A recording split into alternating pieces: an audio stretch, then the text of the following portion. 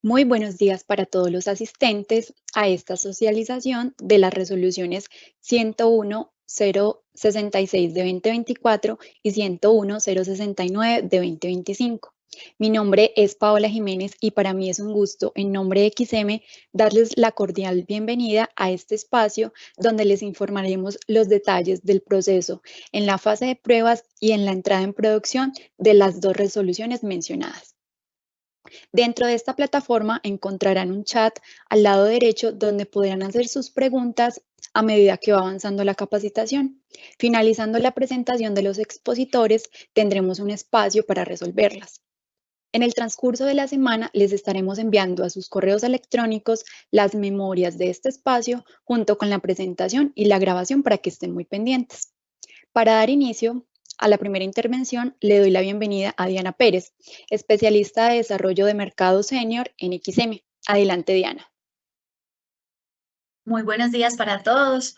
Muchas gracias por acompañarnos en este espacio. Queremos presentarles acerca de todos los resultados que hemos tenido con la implementación de estas resoluciones que sabemos que son tan importantes para el sector. Vamos a contarles pues un breve contexto, también hablarles sobre la línea de tiempo de la implementación, los resultados de los menús, tanto de corto como de largo plazo. Vamos a mostrar también algunos resultados iniciales de la aplicación de las normas. Y ya vamos a entrar en el detalle de la información soporte a la liquidación, cuáles fueron los cambios, qué información se deja de publicar, cuál es la nueva información que se comienza a ver para ustedes en la liquidación. También tenemos un espacio donde les vamos a contar los cambios y ya cómo es el nuevo cálculo de garantías bajo estas aplicaciones. Y al final vamos a tener un espacio para las inquietudes que ustedes tengan. Vamos a tratar pues de resolver la mayoría en el espacio que tenemos asignado. En caso de que nos queden preguntas adicionales, vamos a enviarles esta información a ustedes también. Muchas gracias por acompañarnos y aquí quedan con el equipo de implementación. Mil gracias, Diana. Ahora le damos paso a Héctor Andrés, que es especialista en de desarrollo de mercado senior en XM. Adelante, Héctor. Bueno, muy buenos días para todos. El día de hoy, como lo mencionó Diana, pues vamos a hablar cómo ha sido todo este proceso de implementación de la resolución CREC 101.063 del 2024 y su complemento que es la 69 del 2025. Para ello vamos a comenzar con un breve contexto de la resolución. Como ustedes saben, el cargo por confiabilidad es una resolución que abarca muchas fórmulas, muchas reglas de cálculo. Aquí nos vamos a centrar es como en el tema conceptual, ¿cierto? Ya para eso necesitaríamos como sesiones más largas de taller, ¿cierto? Entonces aquí nos vamos a centrar específicamente en todo el proceso de implementación, lo que ustedes necesitan para consultar la información y un contexto breve de lo que busca o pretende la norma. Entonces, sabemos pues que venimos de una metodología donde contamos con 3 precios de escasez. Está el precio de escasez voy a poner aquí el apuntador, ve mucho. Venimos de un precio de escasez que es calculado desde la resolución 071 del 2006 y un precio de escasez de activación. Sabemos que las activaciones o las exigencias de obligaciones de energía firme se aplican a partir del momento en el cual el precio de bolsa supera el precio de escasez de activación, que actualmente ese precio de escasez de activación es el máximo precio entre el precio de escasez de la 071 y el precio marginal de escasez. Entonces ya migramos a una metodología diferente, donde aparece un nuevo precio de escasez, que es el precio de escasez inferior, continúa, porque aún tenemos obligaciones de energía firme asignadas al precio de escasez de la 071, y aparece una definición de precio de escasez superior, pero en teoría es exactamente el mismo precio marginal de escasez al cual también tenemos actualmente asignaciones de obligación de energía firme a ese precio de escasez superior, y aparece un nuevo precio de escasez, que es el precio de escasez inferior, que por regulación tiene una base de 356 pesos el kilovatio hora y que se actualiza mes a mes con los costos del carbón. ¿Qué trae de nuevo esta normatividad? Que hay activaciones o se hacen exigibles las obligaciones de energía firme a partir del momento en el que el precio de bolsa supere cualquiera de esos precios de escasez al cual han sido asignadas obligaciones de energía firme. Hoy en el mercado tenemos asignaciones al precio de escasez superior y al precio de escasez de la 0,71. La metodología busca que el precio de escasez inferior sea solamente aplicable para aquellas plantas con costos variables inferiores, y lo define así como plantas que utilizan para su plantas de generación que utilizan para su producción de energía lo que es el agua y el carbón. Entonces, eso básicamente es el nuevo cambio. También sabemos que en la metodología actual las transacciones en la bolsa se techan a un precio de escasez ponderado, que es un promedio entre el precio de escasez y el precio de escasez de activación con referencia a las obligaciones de energía firme que están asignadas a cada uno de esos precios. Y en esta nueva metodología aparece un nuevo precio que se llama el PTB o precio de transacción en la bolsa, que básicamente es un ponderado entre las obligaciones de energía firme que se activan en esa condición que deben ser remuneradas a precio de escasez y las generaciones que se producen o que se deben remunerar a precio de bolsa debido pues a que no se activa esta condición. Entonces, eso es como lo nuevo de esta nueva resolución. También sabemos que en una condición normal, ¿cierto? Todas las transacciones en la bolsa o la generación ideal, aquí para efectos prácticos, la generación ideal se liquida a precio de bolsa. Ahora, cuando estemos en condición de escasez, lo que busca la normatividad, y esto no es algo pues nuevo, no es nuevo tampoco de la resolución, sino que también viene de la metodología anterior, lo que busca la resolución es que la cantidad de energía que está contratada o está pactada con la demanda como obligaciones de energía firme sea remunerada a precio de escasez. Y todos esos excedentes de generación que no están contratados, a la que la demanda no está contratada, se remunere a precio de bolsa. Eso es lo que busca siempre, lo que siempre hemos buscado cuando se activen los precios de escasez. Entonces, esto es lo que vamos a buscar con esta metodología. Entonces, para entrar un poquito más en la formulación, cuando estamos en escasez, pues tenemos que liquidar dos mundos. Está el mundo de la bolsa, donde la bolsa o toda esa generación ideal de las plantas de generación o que se presentan pues en el sistema general van a ser liquidadas al nuevo precio, el precio de las transacciones en la bolsa. Y también tenemos el mundo del anexo 7, nos va a permitir conciliar o garantizar de que esos excedentes de generación ideal se puedan remunerar a precio de bolsa y esas obligaciones de energía firme que ya están comprometidas con la demanda se remuneren al precio de escasez. ¿A cuál precio de escasez? Aquí cada obligación de energía firme esté asignada. Entonces, aquí en la parte, estos excedentes de generación ideal, los que estoy aquí mostrando en pantalla, corresponden a lo que vemos nosotros en el anexo 7 como el cálculo del DG. El DG, que son todos esos excedentes de generación ideal que superan las obligaciones de energía firme que deben de ser remunerados a precio de bolsa. Y lo que tengo acá en morado corresponde al pago que se deben hacer a las obligaciones de energía firme para que sean remuneradas a precio de escasez. Que esto es lo que vemos en la resolución como los ajustes. Los ajustes permiten garantizar de que cada planta de generación reciba finalmente el precio de escasez al cual tiene acogidas sus obligaciones de energía firme. Entonces, vamos a hacer aquí un ejercicio práctico de cómo es la liquidación de un generador. Entonces, por la bolsa, aquí en naranja, tenemos toda su generación ideal a precio techo de la bolsa. Por el cálculo del DG, que es esta parte verde que tenemos acá, tenemos generación ideal menos las obligaciones horarias de energía firme, por la diferencia del precio de bolsa menos el PTB, y en azul tenemos, o en morado tenemos lo que corresponde a los ajustes, que son las obligaciones horarias de energía firme, por el precio de escasez menos el PTB. Si le aplicamos matemáticas a eso, pues vamos a expandir la formulación y vamos a ver que se cancelan unos términos. Este término generación ideal por PTB se cancela con este término, estas obligaciones horarias por PTB se cancelan y al final obtenemos una fórmula que corresponde a la primera premisa que les había comentado inicialmente, y es garantizar que esos excedentes de generación ideal de la planta sean remunerados a precio de bolsa y que las obligaciones de energía firme horaria sean liquidadas a precio de escasez. Ahora, esto sería la liquidación del generador. Si vamos y miramos la contraparte sería lo que se transa en la bolsa.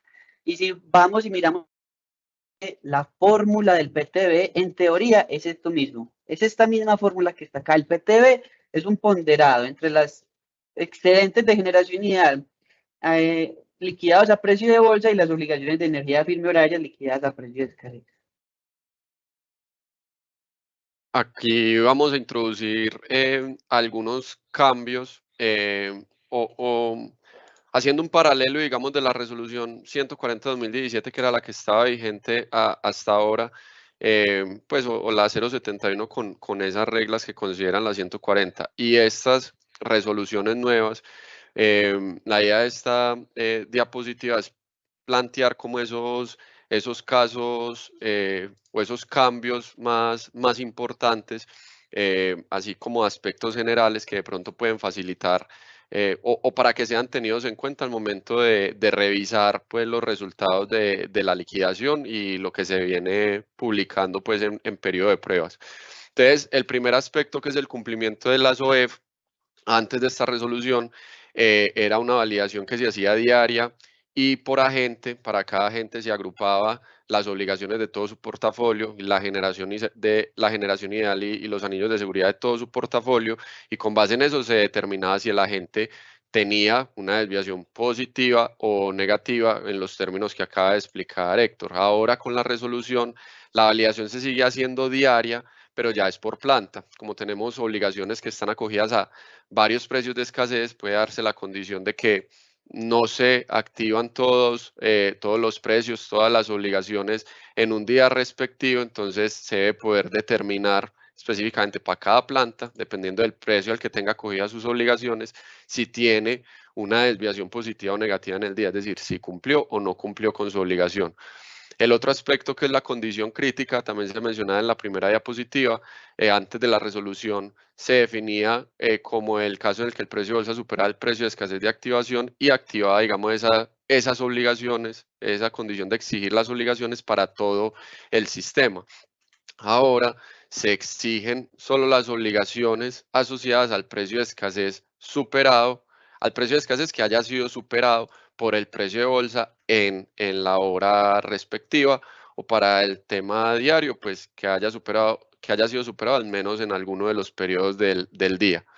El tercer punto, que es el techo de las transacciones en bolsa, también se mencionó en la primera diapositiva, era el precio de escasez ponderado del sistema. Ahora va a ser el PTB, que es un ponderado del precio de bolsa y las obligaciones activadas.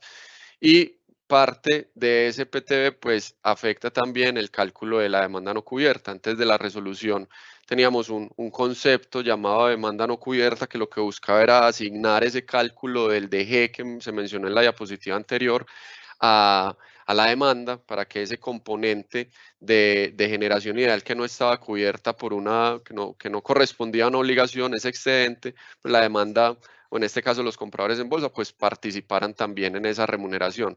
Ahora no se determina porque el efecto está implícito en el PTB, por lo que se acaba de explicar pues respecto al cálculo de esa ponderación. Ahora, el pago del DG, ¿a quién se le asigna el pago de esa desviación positiva, o lo que mencionó Héctor, DG? Antes de la resolución, viene en línea con el punto anterior, se asignaba a los desviados negativos, a los que no habían cumplido, y a esa demanda que no estaba cubierta con obligaciones de energía firme. Ahora, como vimos que la demanda no cubierta, digamos que el efecto de esa demanda ya está implícito en el PTB, ya la demanda está pagando en el PTB esos excedentes. La asignación del pago se hace solo a los agentes con desviaciones negativas, después de, ya ustedes lo podrán validar en la resolución, después de aplicar un neto de los ajustes correspondientes en la parte morada de la diapositiva anterior, después de aplicar ese ajuste para todas las plantas del sistema, ese neto entre el DG y los ajustes es lo que finalmente se asigna a los agentes con desviaciones negativas. Para las plantas no despachadas centralmente, también una modificación en el artículo 56 de la 071. Antes de la resolución teníamos una condición de que ellas devuelven el CERE cuando el precio de bolsa supera el precio de escasez de activación y no generan su ENFIC.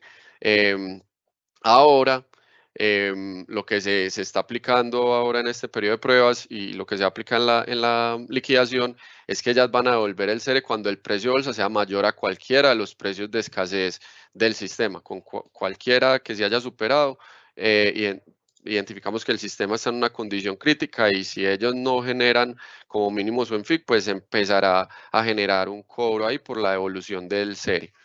Otro aspecto, este está muy enfocado a la revisión de la liquidación, tiene que ver con el balance del agente generador.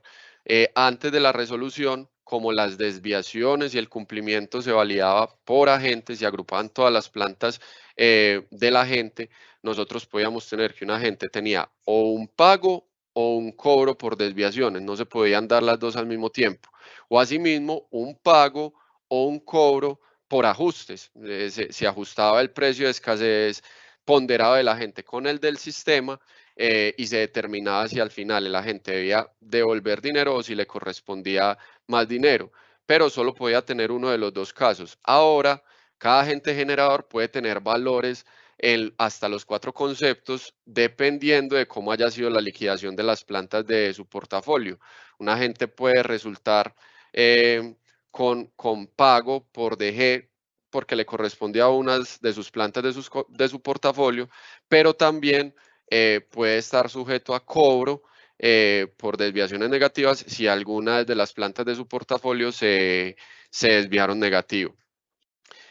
Finalmente, los últimos dos puntos tienen que ver con el cierre de la liquidación, que después de netear todos estos conceptos que surgen del anexo 7, pues el restante en caso de presentarse antes de la resolución se asignaba a los compradores en bolsa, fuera excedente o fuera faltante, se asignaba como un valor a favor o en contra en las compras en bolsa. Ahora con la resolución ese componente también, excedente o faltante, se asignará como un cobro o como un alivio a las restricciones de los comercializadores. Y por último, el precio de reconciliación negativa, que antes de la resolución era uno solo por planta, dando aplicación pues a la formulación que estaba vigente. Ahora, como esta formulación del precio de reconciliación negativa depende de cómo haya sido la obligación cómo haya sido la liquidación, perdón, de cada obligación.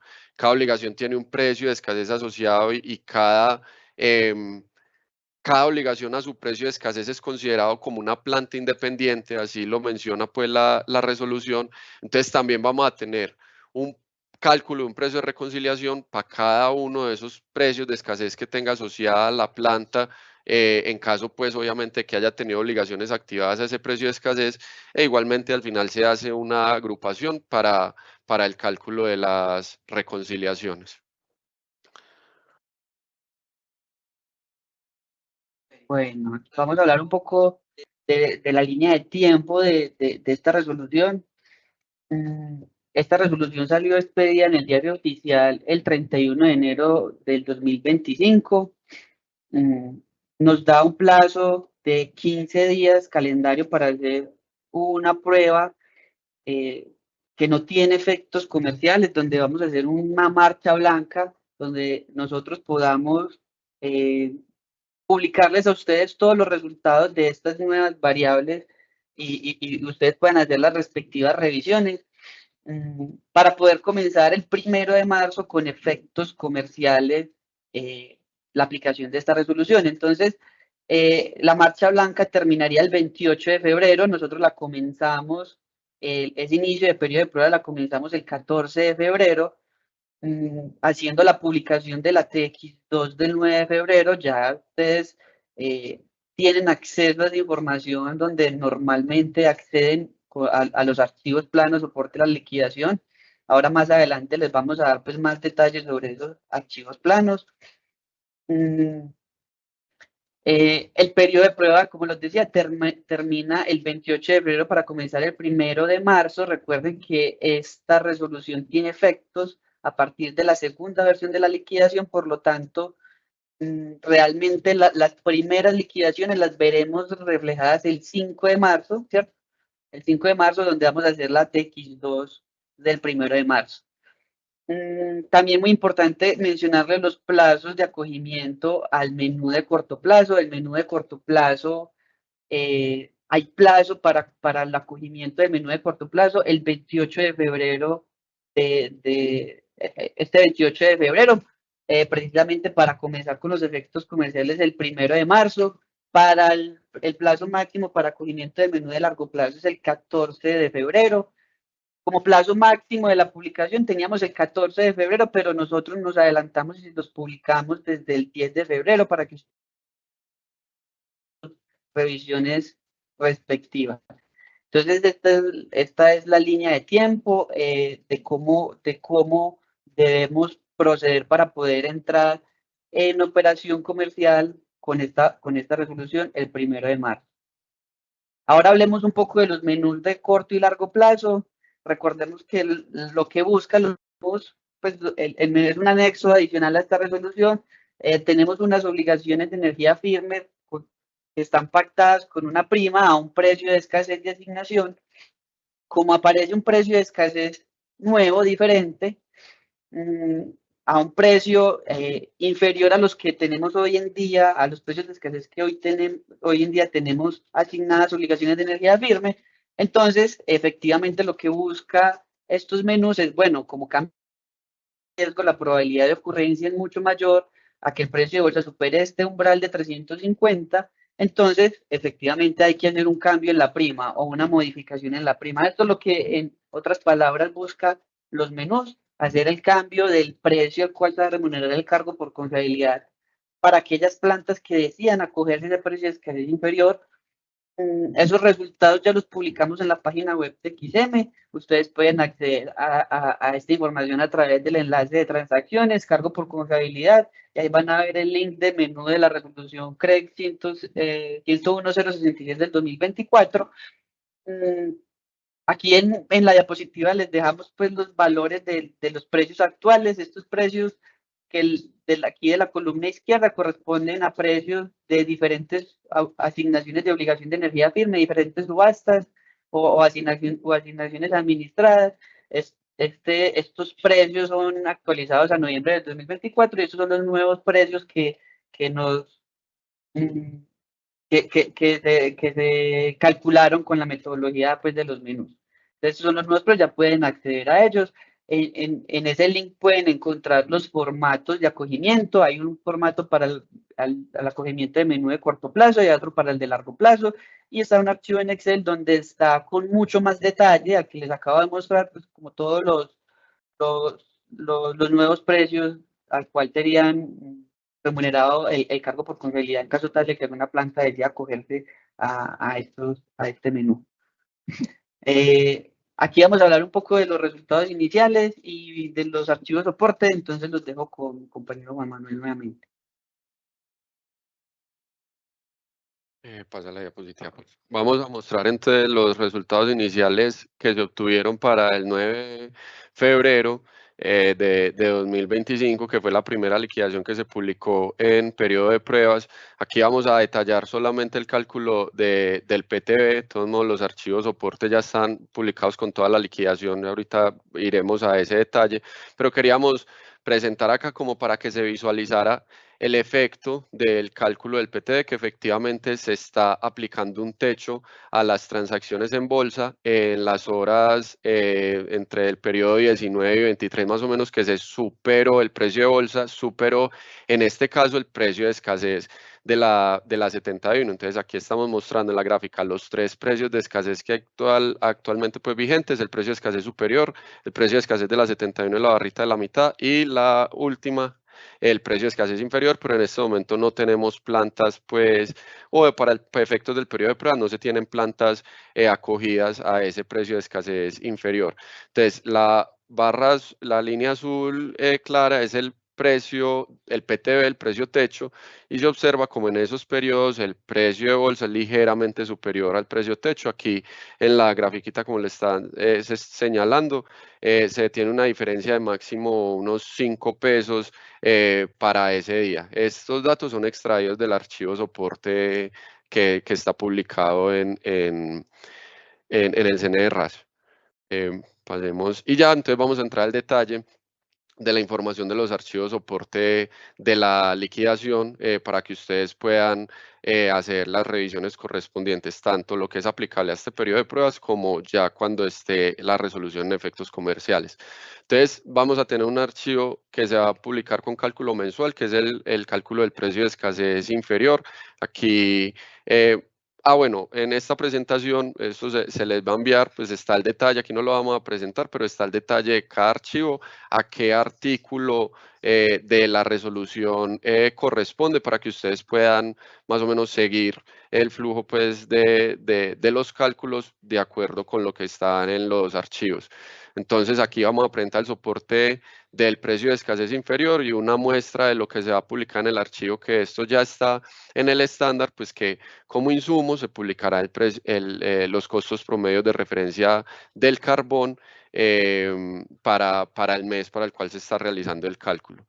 En los cálculos diarios, entonces aquí ya sí nos metemos en la aplicación como tal del nuevo anexo 7, por llamarlo pues de alguna forma, y partimos, por ejemplo, del archivo ODEFACT que tiene las obligaciones de energía firme asignadas que se activaron durante el día con su respectivo precio de escasez. Entonces, en ese archivo, bueno, otra aclaración, todos estos archivos están en la carpeta pública del RAS, entonces para cada uno de los días se han venido publicando, ahí se puede validar esta información. Entonces, en el ODEFACT se ven las obligaciones asignadas que se activaron durante el día con su respectivo precio de escasez, entonces ahí se pueden consultar todas las obligaciones asignadas que están vigentes en la fecha que estamos liquidando, cuál es el precio de escasez que le corresponde y si se activaron o no durante el día, que es un aspecto pues importante que es del cual parte toda la aplicación del anexo 7. El siguiente archivo ya agrupa la obligación diaria por planta y le aplica los respectivos anillos de seguridad que tenga la planta para ese día que hayan sido despachados en el caso de verificada y de compras y ventas despachadas de mercado secundario. Ahí ese archivo está por planta.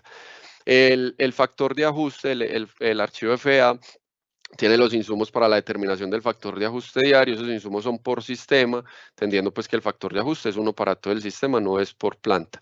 Y finalmente presentamos el DODEFA, que es un archivo donde va a estar el cálculo de la desviación diaria de energía firme por planta. Entonces ahí se trae la obligación del archivo anterior con el factor de ajuste, se distribuye por precios de escasez porque esta variable está definida por precio de escasez. Y se calcula pues la desviación para cada uno de los precios de escasez correspondientes a la planta. Después de esto pasamos a los cálculos horarios. Entonces los cálculos diarios llegan hasta ese cálculo de la desviación. En la desviación yo determino cuáles plantas se desviaron positivo o negativo en el día y ya entro a hacer unos cálculos horarios. Entonces el primer cálculo horario que hacemos y que luego acá se publica es el cálculo del PTB, entonces se publica el PTB con sus respectivos insumos, luego pasamos a la OEF horaria, que es el perfilamiento de esa OEF diaria del punto anterior después de aplicarle los respaldos y el factor de ajuste, pues la llevamos a un valor horario utilizando la generación ideal. Ahí también calculamos el valor de las desviaciones ya en las horas en las que aplica el cálculo de ese valor, que es las horas en las cuales se haya activado realmente la condición de escasez, y también hacemos el cálculo del ajuste horario frente al PTB que le corresponde a cada planta, tanto si se desvió negativo como si se desvió positivo. Luego pasamos al BT. El BT, nuevamente, ese archivo tiene valores por sistema. El archivo anterior tiene datos por planta, por precio de escasez. Se debe filtrar por planta y por precio de escasez. Para esa parejita se está realizando el cálculo. El BT ya son cálculos por sistema, donde hacemos el cálculo del DG que nos mostraba ahorita Héctor, el cálculo de los ajustes netos totales para el sistema para cada hora, tanto para los que se desviaron positivo como para los desviados negativos. Y ese BT restante definimos a quién se le asigna, si va a ser un cobro a la demanda en restricciones o si va a ser un cobro a los desviados negativos, o en su efecto si es un excedente que también va como alivio a restricciones. En el caso de que sea un cobro, entonces en el CBT ya sí se muestra ese cobro a los desviados negativos, cómo se reparte entre los agentes que se desviaron negativo en la hora respectiva. Y finalmente tenemos un archivo que es el neto LICOEF, que tiene para cada uno de los generadores, el resultado de los agentes generadores, el resultado de esos 4 conceptos que acabamos de ver. Lo que mencionamos ahorita, que se pueden publicar, se les puede presentar hasta los 4 conceptos, eso se va a ver reflejado en este archivo. Para cada agente, entonces presentamos cuál es su pago por desviados positivos, cuál es su cobro por desviación negativa y cuáles fueron sus ajustes a favor o en contra, dependiendo de cómo estaba cada uno de sus precios de escasez de sus plantas respecto al PTB.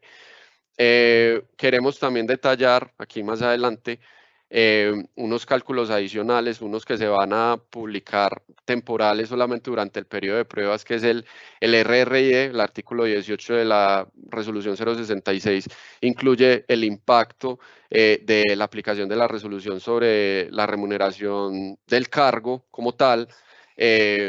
Aquí hasta hoy tenemos unos insumos para este cargo que se activan o no se activan dependiendo de si estamos en condición crítica. Entonces, el cambio que se hizo en el RRI es que la condición crítica pues se evalúa por planta dependiendo de si la planta tuvo o no obligaciones activadas. Entonces ya no es una condición crítica para todo el sistema, sino que para la planta, dependiendo de si ella tuvo obligaciones activadas o no, se le considerarán unos insumos u otros en el RRI y el resultado se publica en este archivo. Lo mismo el archivo de NS, pues que se publica en la liquidación de las no despachadas centralmente. ¿Por qué son archivos temporales del periodo de pruebas? Porque hay una liquidación del RRI y de las plantas no despachadas centralmente que se está haciendo actualmente bajo las condiciones previas a esta resolución y que no están viéndose modificadas y ya hay unos archivos en los cuales se publican. Entonces, la idea es que cuando estemos en efectos comerciales de la resolución, pues esos conceptos se sigan publicando en esos archivos de toda la vida y solamente durante el periodo de pruebas, este paralelo que estamos haciendo, pues se validen esos 2 resultados específicos acá en estos archivos.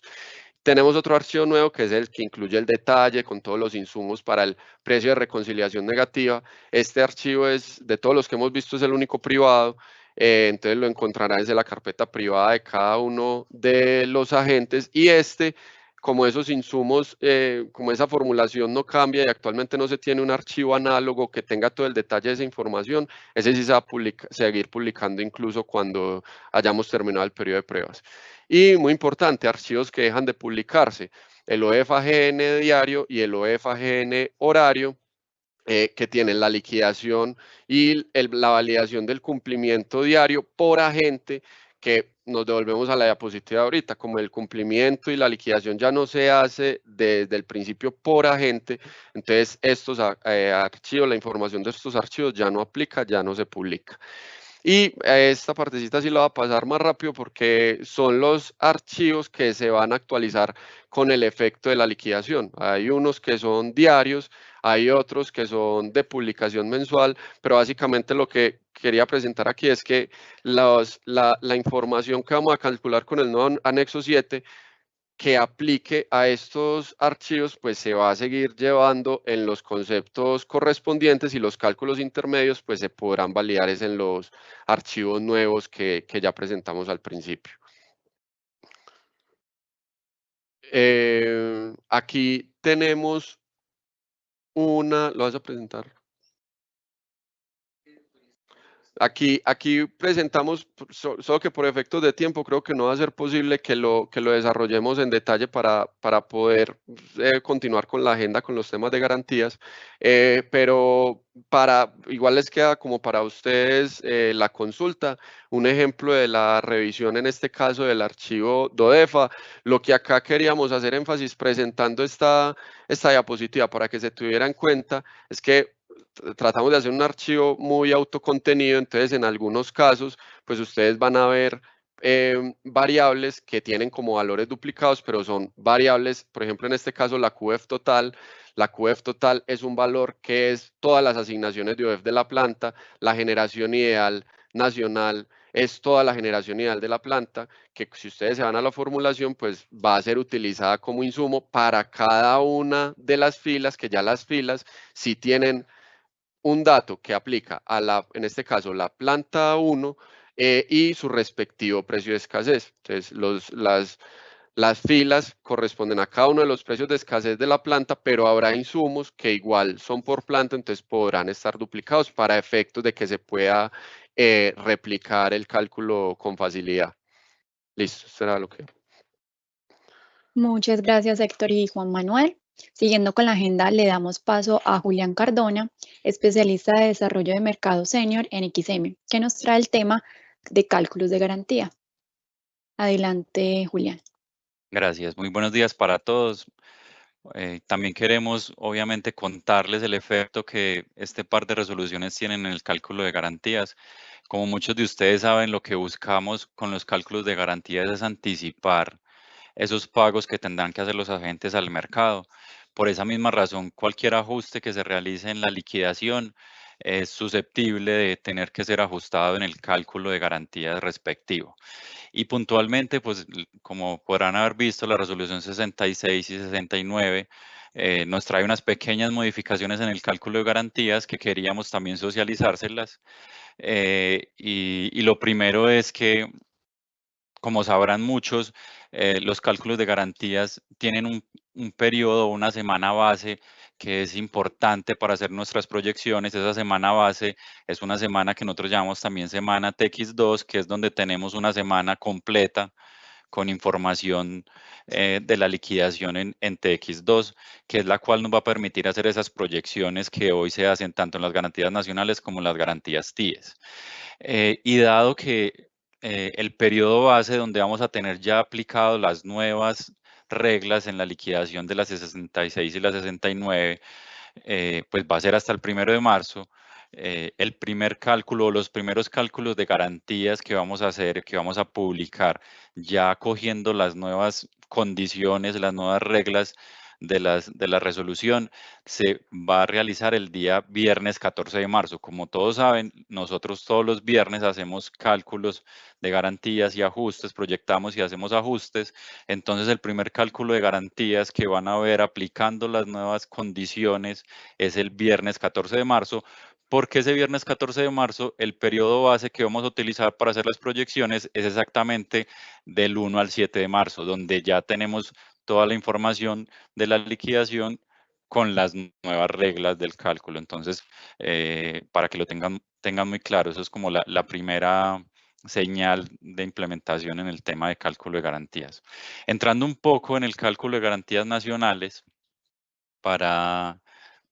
como para contarles rápidamente cuál es el cambio. No son muy grandes los cambios, pero queremos contarles para que yo sé que muchos de ustedes replican los cálculos de garantías. Pues aquí quería traerles un resumen muy rápido. El cálculo de garantías tiene 3 grandes bloques.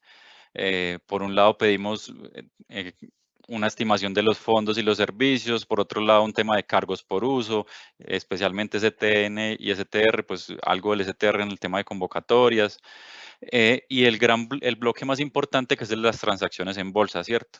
Y este bloque tiene una variable muy importante que es el valor de la energía en bolsa, ¿cierto? Que es la primera, que ahí la tenemos como energía, que básicamente lo que busca esta variable es hacer una estimación de cuáles van a ser las compras o las ventas que van a tener los participantes en la bolsa, ¿cierto? Y eso básicamente es una balanza entre obligaciones y coberturas, como lo ven ahí, pues esos dos nombres, como está en la resolución o en el anexo de la 19, pues son las ventas en contratos más la demanda comercial son mis obligaciones y mis coberturas serían las compras en contratos y mi generación ideal en el caso de ser generador, ¿cierto? Entonces, digamos que eso me demuestra esa exposición a vender o a comprar en la bolsa. ¿Cómo estimamos nosotros esto en garantías? Hoy en día lo que hacemos es esa energía expuesta a la bolsa la multiplicamos por un precio. ¿Cuál precio? Por el mínimo entre el precio de bolsa y el precio de escasez ponderado, ¿cierto? Eso es lo que tenemos hoy, porque hoy de esa manera es que se liquidan las transacciones en la bolsa. Con el cambio de la 66, como bien lo explicaron mis compañeros, ya las transacciones en la bolsa se van a liquidar a una variable que se llama PTB. Entonces, el gran cambio en el cálculo de garantías nacionales es que vamos a tener que hacer una estimación también de ese PTB para las semanas o los meses que proyectemos y lo vamos a ir ajustando con lo que va sucediendo en las liquidaciones. Entonces, ¿qué es lo nuevo? Vamos a tener un PTB ponderado que vamos a nosotros a calcular y lo vamos a ponderar a partir de las horas donde tenemos compras en bolsa y donde efectivamente hubo un cálculo de PTB, porque de acuerdo a la explicación se darán cuenta que es posible que hayan horas y días de la semana TX2, que es nuestra semana base, donde no hay valores de PTB porque no se activó ninguno de los precios de escasez. Vale, espera. Falta uno. No, dale. Digamos que ese es el cálculo de garantías nacionales, ¿cierto? En el cálculo de garantías TIES, ¿qué es lo que hacemos? Hacemos una proyección de la semana S y ajustamos las semanas que ya van sucediendo, ¿cierto? Digamos que la semana que aquí podríamos llamar S+1 no la tocamos en el primer ajuste, que es cuando tenemos información en TX1, y la terminamos de ajustar con la información de la semana S-2, que es la información de TX2, ¿cierto?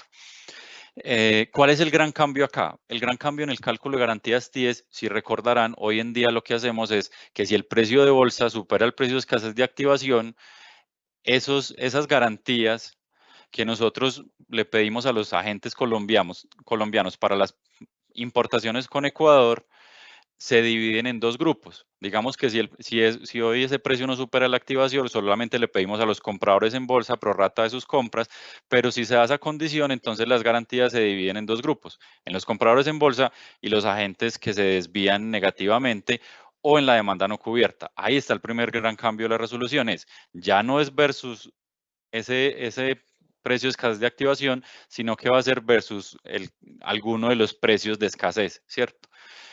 Y aquí viene el otro gran cambio y es esa variable, cuando calculamos esas coberturas para los agentes desviados o la demanda no cubierta, esa definición de ese precio de escasez ponderado cambió. Como saben, hoy en día, nosotros el precio de escasez ponderado del sistema lo publicamos incluso antes de que inicie el mes, pero con las nuevas definiciones lo que vamos a tener que hacer es que vamos a calcular un precio de escasez ponderado para la semana a proyectar, que es lo que ven acá en el lado verde, y eso lo vamos a calcular a partir de lo que sucedió en la semana TX2, ¿cierto? O la semana S-1. Entonces ya con información de TX2 vamos a identificar qué recursos se activaron, tuvieron activación de su precio de escasez, porque van a ser algunos en algunas horas, y vamos a partir de esos activados poder calcular una ponderación en razón de sus obligaciones de energía en firme. Entonces, con esa información vamos a poder calcular ese precio de escasez ponderado y si se da la condición de que se superan, entonces vamos a dividir digamos, el cálculo de garantías. ¿Qué también tienen nuevo acá? Como saben, el tema de la demanda no cubierta, ya lo explicó Juan Manuel, ya no es un concepto del mercado, ya está implícito por allá en el cálculo de la PTB. Entonces, si llegamos en el escenario donde tengamos que dividir el cálculo y pedir a los dos grupos, pero no hay ningún agente desviado negativamente, vamos a tener que ir a pedir ese diferencial de garantías a los agentes comercializadores a prorrata de su demanda, tal como lo indica el anexo 7 en el tema de cierre de liquidación, como lo explicó Juanma. Y por el lado del ajuste 1, lo que vamos digamos, lo que cambia aquí es que ese precio de escasez ponderado ya no lo vamos a calcular a partir de lo que pasó en la semana TX2, sino que nos paramos en esa misma semana en la que estamos calculando, que es la semana donde ya tenemos información de TX1, y hora a hora vamos a ir determinando quién se activaría a partir de ese precio de bolsa en TX1 versus el precio de escasez de cada recurso obligación, como lo explicaba Juanma ahora, que un recurso puede tener varias asignaciones. Entonces, a partir de eso, identificamos nuevamente quién se activa y calculamos un precio de escasez ponderado. Y listo. De resto es el cálculo normal. ¿Qué vamos a publicar? Pues estos resultados van a seguir publicándose en el mismo sitio donde hoy los publicamos, y adicionalmente en el cálculo de garantías nacionales vamos a incluir el cálculo del PTB ponderado en el cálculo o en la publicación de insumos preliminares que muchos de ustedes usan para los cálculos. Eso es todo lo que tenemos para cálculo de garantías, son los cambios que nos trae la resolución 66 y 69. Bueno, vamos a proceder entonces con el espacio de preguntas. Paola, ayudas ahí. Sí, señor. Bueno, entonces tenemos la primera pregunta. ¿Estos cálculos asumen que la totalidad de la energía se vende en bolsa o también aplica si se vende en contratos? Esos cálculos no parten como de una asunción de que la totalidad de energía se venda en bolsa o en contratos. De hecho, el efecto de los contratos, como está la resolución, pues las reglas específicas no se considera, o sea, no se considera el efecto de los contratos en la liquidación. Entonces, específicamente para lo que es liquidación del anexo 7 y de otros conceptos del mercado, pues se parte como de una premisa de que la liquidación de la generación ideal es toda en la bolsa, o más bien que debe remunerarse a precio de bolsa o al precio techo de todas las transacciones de bolsa, y de ahí pues como el punto de partida que mostraba Héctor en la diapositiva para la liquidación del generador. Gracias, Juanma. Por aquí tenemos dos preguntas que vamos a agrupar en una sola para que Juan Manuel también nos ayude con su respuesta. Y es relacionada con la información de las plantas no despachadas centralmente y el cobro del CERE. Entonces tenemos una que es si la ENFIC con la que se valida el cumplimiento es la ENFIC que efectivamente se descontó de la demanda objetivo de la demanda objetivo del proceso de asignación. Y la otra es un ajuste sugerido a la presentación con relación a si las plantas no despachadas si las plantas no despachadas devuelven el CERE cuando el precio de bolsa es mayor al precio de escasez. Entonces vamos a agrupar estas dos preguntas para que Juan Manuel nos ayude con la respuesta. Gracias. Gracias, Diana. Entonces, sobre la primera, la ENFIC con la que se valida el cumplimiento, sí es la ENFIC que efectivamente se descontó de la demanda objetivo del proceso de asignación de OEF. Recordemos que en ese momento corresponde a una ENFIC declarada por las plantas al CNE, y que no es solo el valor de la ENFIC, sino que ellos hayan declarado que respaldaban contratos de largo plazo con esa ENFIC. Entonces, que creo que por ahí lo vi en alguna de las preguntas. Entonces, debe cumplir con esas dos condiciones, ese valor de ENFIC que se descontó en su momento para el proceso de asignación, es la que utilizamos acá para validar el cumplimiento. Y respecto al ajuste sugerido, sí, la resolución 066 sí especificaba que devolvían el CERE cuando el precio de bolsa era mayor al precio de escasez que le era aplicable según la tecnología, pero la 69, la última versión, entonces si vemos esas dos compiladas, la 69 ya sí habla específicamente de que cuando el precio de bolsa supere el precio cualquiera de los precios de escasez del sistema, ya no hace distinción de tecnologías de las plantas para aplicar esta regla. Gracias, Juan Manuel. Tenemos unas preguntas relacionadas con la publicación que también las vamos a agrupar. Entonces, la primera es si para la aplicación de la liquidación durante los 15 días de pruebas se asume que alguna planta se acoge a los menús o se asume que ninguna planta se ha acogido. Entonces, nos va a ayudar con esta respuesta, Héctor. Sí, bueno, nosotros en este periodo de pruebas, en este periodo de marcha blanca, estamos haciendo una liquidación una liquidación paralela estamos haciendo unos cálculos paralelos con los insumos y las variables que tenemos en la liquidación actual para cada uno de esos días. Incluso miren que nosotros estamos haciendo a las TX2 y las versiones de la liquidación que corresponden a cada uno de los días durante ese periodo de prueba.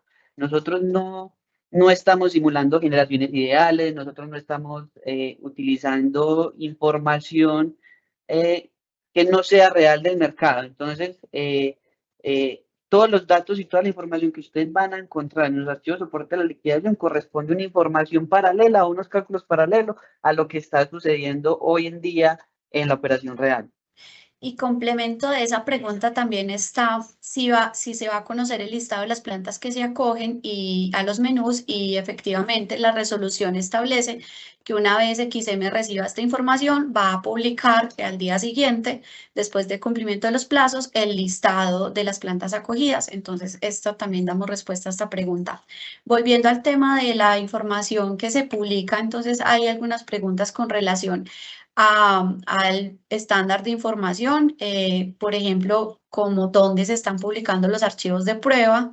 Hay otro también que está relacionado con el archivo, por ejemplo, ODF del mercado secundario, únicamente contempla el mercado secundario o dónde se considera la DDB como respaldo. Entonces aquí nos va a ayudar Juan Manuel con esta respuesta.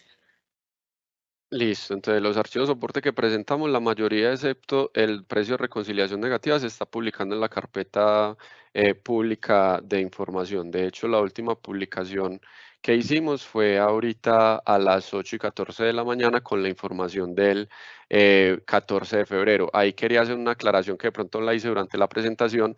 Si bien para ese día 14 de febrero no se presentó, digamos, una condición de activación de alguna de las obligaciones del sistema, igual estamos publicando todos los archivos con esa aclaración para que ustedes puedan hacerle el seguimiento correspondiente. Y específicamente sobre la de ODF-MSEC, si bien el archivo se llama ODF-MSEC, ahí podrá revisarse pues que en las columnas se trae también la DB verificada y el mercado secundario. Se agrupan los dos componentes pues de los anillos de seguridad que pueda tener la obligación para ese día respectivamente. Y sobre este mismo tema, con relación a la publicación de la información, entonces tenemos dos. Una que está relacionada con que ya no vamos a seguir publicando los archivos que tú mencionaste, ¿cierto? El DOF de generación diaria y horaria. Entonces, la pregunta es, los agentes que no, ¿cómo ven su información los agentes que no se acojan a los menús? Es aclarar este punto. Y con relación al archivo de donde es pues el archivo de DEFA, ¿cierto? La publicación, pues indicarles dónde se encuentra el FTP para estos dos. Listo, entonces, en cuanto a esas preguntas, los archivos OFAGNH y OFAGND, pues realmente no son necesarios seguirlos publicando. Recordemos que hay una modificación completa del anexo 7 y todas estas variables y todos estos cálculos ya quedarían contemplados en los nuevos archivos que Juan Manuel les acaba de poner. Igual en la presentación les va a quedar a ustedes poner la presentación, presentar el detalle de cada uno de los archivos de soporte, y como lo mencionaba Juan Manuel, en cada uno de los archivos de soporte ya hace referencia a los artículos de la resolución, donde pueden encontrar esos cálculos. Entonces, en cuanto a la pregunta de la obligación de energía firme de mercado secundario, que si tiene en cuenta dónde está la información asociada a los anillos de DDB, en ese mismo archivo está la información de los anillos de DDB. O sea, ese archivo se llama así, pero no quiere decir que no tenga en cuenta la información de la DDB. Ahí ustedes pueden mirar el estándar de información. El estándar de información está público, y si recorren cada uno de los archivos variable por variable, se van a dar cuenta que efectivamente tenemos contemplado cada una de las variables que aparecen en el anexo, en la resolución. Listo, Héctor. Y si nos puedes complementar con relación a si los archivos OF, GNH y GND se publicaban en la información privada de la gente, entendemos que no serán reemplazados. Por favor, confirmar cuál información de las nuevas resoluciones quedará en la información privada de la gente o si todo será publicado en la parte pública del FTP. Sí, esos archivos, los únicos archivos que consideramos que eran privados son los archivos asociados al precio de reconciliación negativa, porque hay información de costos y ofertas de las plantas de generación. El tema del cargo por confiabilidad de las obligaciones de energía firme, pues si bien hemos tenido esos archivos privados, creemos que la información pues es de conocimiento público, porque son las obligaciones de energía firme, están los precios de escasez.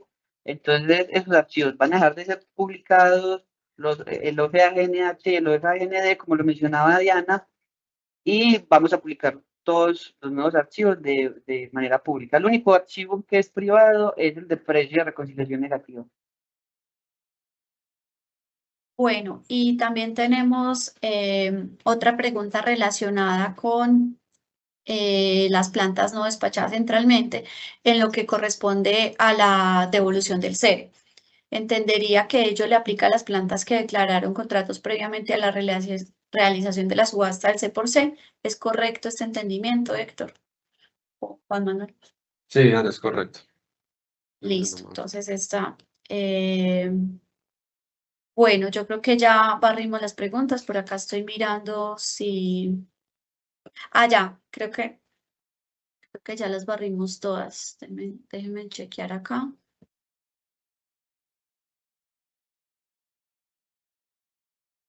Creo que nos faltó solamente responder esta, pero recuérdenme si ya la contestamos.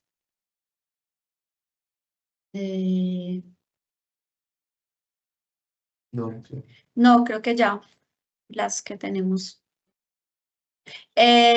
Nosotros pues también en aras del tiempo tenemos más preguntas, de hecho varias que podríamos acá responder, pero queremos en aras del tiempo que está programado no tomarnos más del espacio y como les hemos mencionado, entonces vamos a enviar esta información. No sé, María Paula, si tú aquí ya nos complementas esta parte. Pero pues vamos a terminar de responder algunas y junto con las memorias que mencionamos se van a compartir. Claro que sí, Diana. En el transcurso de esta semana les estaremos enviando a los correos electrónicos este documento de preguntas y respuestas, la grabación del espacio y la presentación que hicieron los expositores. Bueno, entonces no siendo más, muchísimas Muchas gracias a los a expositores. todos por conectarse, por sus preguntas y por toda su participación. Feliz tarde. Gracias, Diana. También les agradecemos a los expositores y a los asistentes que estuvieron hoy acompañándonos en esta socialización. Esperamos que haya sido un espacio de mucho aprendizaje para ustedes. Cualquier información adicional será atendida a través de nuestra línea de orientación a clientes 317-2929, opción 1, por medio del WhatsApp corporativo 321-334-9113, el chat web o remitiendo la solicitud al buzón info@xm.com.co.